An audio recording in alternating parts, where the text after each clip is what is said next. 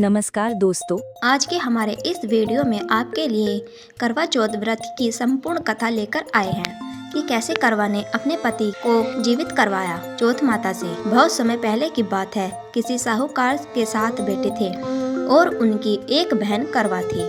सभी सातों भाई अपनी बहन करवा से बहुत प्यार करते थे, यहाँ तक कि वे पहले अपनी बहन को खाना खिलाते, फिर स्वयं खाना खाया करते थे। एक दिन जब करवा चौथ का व्रत आया तो करवा अपने ससुराल से मायके आई हुई थी। शाम को जब भाई खाना खाने बैठे तो अपनी बहन से भी खाने का आग्रह करने लगे, लेकिन बहन ने बताया कि आज उसका करवा चौथ का निर्जल व्रत है और वह खाना चंद्रमा को अर्घ देकर ही खाएगी। अपनी बहन को भूख प्यास देखकर उसके भी बड़े व्याकुल हो गए। यह सब देखकर उसके छोटे भाई ने पहाड़ी पर जाकर एक दीपक जला दिया और वापस आकर अपनी बहन से कहने लगा, बहन चांद निकल गया है, तुम अर्घ देकर खाना खा लो। करवा भागी भागी अपनी भाभीियों के पास गई और कहने लगी, भाभी चलो चांद निकल गया, अर्घ देकर खाना खाते हैं। भाभियाँ सारी बात जानती थी। वह बोली, दीदी अभी आपका चांद निकला है, आप अर्घ देकर खाना खा लो, हमारा चांद निकलने में अभी समय है। करवा भोली भाली भाभियों की यह बात नहीं समझ पाई और चांद को अर्घ देकर खाना खाने बैठ गई।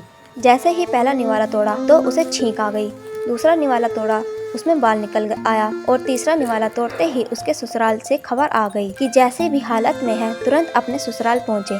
सेठानी करवा को विदा करने लगी। जैसे ही कपड़े निकालने लगी तो कभी उसके हाथ में काला कपड़ा आया तो कभी सफ़ेद। यह देखकर सेठानी को बहुत चिंता हुई और वह करवा से बोली, बेटा रास्ते में जो भी मिले उन सबके पैर छूती जाना, जो भी तुझे सुहागन होने का आशीर्वाद दे तो वहीं अपने पल्ले में गांठ बांध लेना। माँ की यह बात सुनकर करवा अपने ससुराल के लिए निकल गई। रास्ते में जो भी मिला करवा उन सबके पैर छूती गई।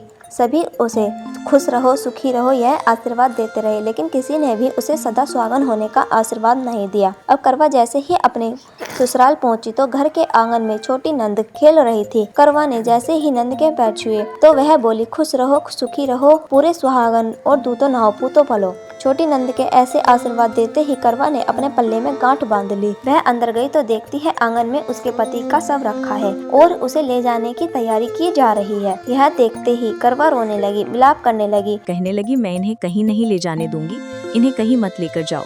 जब कोई भी उसकी बात नहीं माना तो वह बोली, मैं भी इनके साथ चलूंगी। सभी ने विचार किया कि साथ में ले चलते हैं इसको। सभी के साथ करवा शमशान घाट पहुँच गई। जब पति के अंतिम संस्कार का समय हुआ तो वह बोली, मैं इन्हें नहीं जलाने दूंगी। सब कहने लगे, पहले तो अपने पति को खा गई, अब उसकी मिट्टी भी खराब कर रही है। लेकिन करवा ने किसी की एक ना सुनी। सभी लोगों ने आपस में विचार विमर्श किया और उसको शमशान में ही एक झोंपड़ी डलवा दी। उस झोंपड़ी में करवा अपने पति को लेकर रहने लगी। अब वह सुबह शाम अपने पति की साफ सफाई करती और उसके पास बैठी रहती थी। सुबह शाम छोटी ननद आकर उसे खाना पानी दे जाया करती थी। अब वह हर महीने की चौथ का व्रत करने लगी। व्रत करती, चंद्रमा को अर्घ देती और जब जोत करी तो चौथ माता उसके सामने प्रकट हुई और कहने लगी, करवोले घनी बुखारी करवोले, 7 भाइयों की प्यारी करवोले दिन में चांद उगाने वाली करवोले। तब उसने अपने पैर पकड़ लिए और बोली, माँ मेरा सुहाग मुझे वापस लौटाओ। ये सुन चौथ माता बोली, अरे तू तो बहुत सुखी है, 7 भाइयों की प्यारी है, तुझे सुहाग का क्या काम।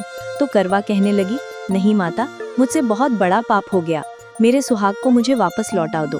माता मैं आपके पैर तब तक नहीं छोड़ूंगी जब तक आप मेरा सुहाग मुझे वापस नहीं लौटा दे। ये सुन चौथ माता ने करवा से एक एक कर सुहाग का सारा सामान मांगा और करवा उन्हें सारा सुहाग का सामान एक एक कर देती गई। तब चौथ माता उससे कहने लगी, तुझे जरूर व्रत करने की सारी विधि सब बात कोई समझा के गया है। तो करवा कहने लगी, माता मुझे तो हालात ने सब समझा दिया है, आप बस मेरा सुहाग मुझे वापस लौटा दें।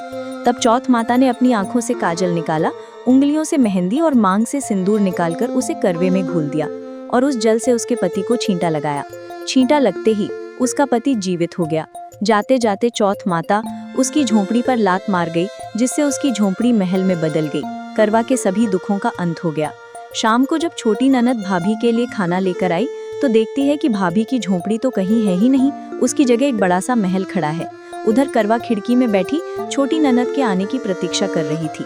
छोटी ननद को आता देख करवा दौड़ी दौड़ी उसके पास गई और कहने लगी, देखो दीदी, आपका भाई जीवित हो गए, घर जाओ और माताजी से कहो कि गाजे बाजे के साथ हमें लेने आए। छोटी ननद दौड़ी दौड़ी माँ के पास गई और कहने लगी, माँ भाई जीवित हो गया। माँ कहने लगी, अब तक तो वह भाभी ही थी, अब तेरा भी उसके साथ साथ दिमाग खराब हो गया है। तो वह बोली, नहीं नहीं माँ, मैंने अपनी आंखों से देखा है, भाई जीवित हो गया है। ये सुन माँ और बेटी दोनों गाजे बाजे के साथ अपने बेटे और बहू के पास पहुँचे। बेटे को जीवित देख सास बहू के पैर छूने लगी और बहू सास के पैर छूने लगी और कहने लगी, माताजी देखो आपका बेटा जीवित हो गया। तो सास बोली, बहू मेरा बेटा नहीं, तेरा पति जीवित हो गया। मैंने तो साल भर पहले ही इसका अंतिम संस्कार कर दिया था। यह तो तेरे भाग्य से वापस आया है। हे चौथ माता, जैसी पहले साहूकार की बेटी के साथ करी वैसे किसी के साथ मत करना, और बाद में जैसे करवा के पति को लंबी आयु दी वैसे ही इस कथा को कहने वाले, सुनने वाले और हुंकारा भरने वाले करना।